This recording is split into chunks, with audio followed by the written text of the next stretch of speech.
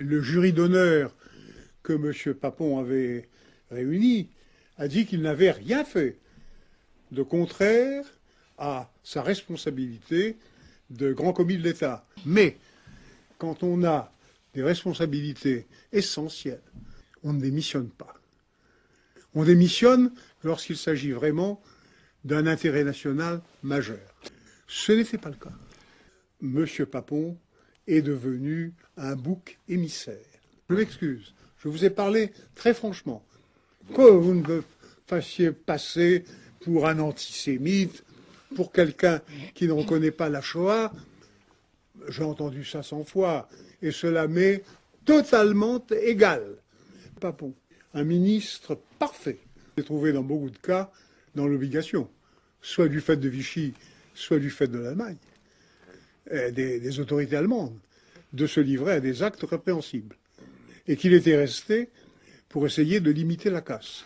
Et qu'il l'avait fait parce qu'il pensait que c'était son devoir de le faire. Et la campagne qui a été faite par le lobby juif, le plus lié à la gauche, venait du fait que nous étions dans un climat déjà électoral. Et moi, ça ne m'a pas impressionné. Gollnisch était mon collègue à Caen. Il se conduit correctement. Et j'ai dit, en parlant de Gollnisch, que je blâmais ce qu'il avait dit, mais que pour le reste, je l'avais connu et que c'était un homme bien.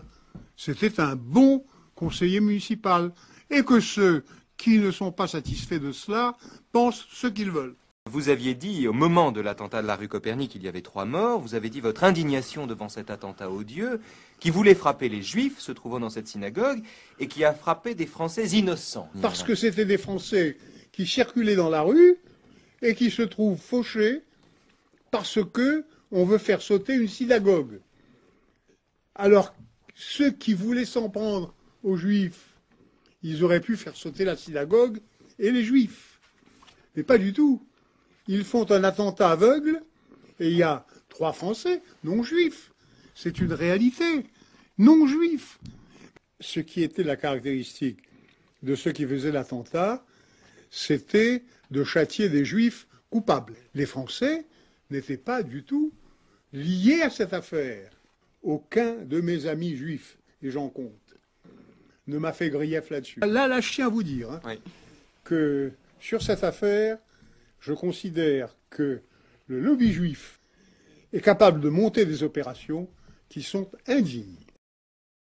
Dignité, non, non, La liberté, non, monsieur. Ah ça vous intéresse plus la liberté d'image que la liberté d'opinion?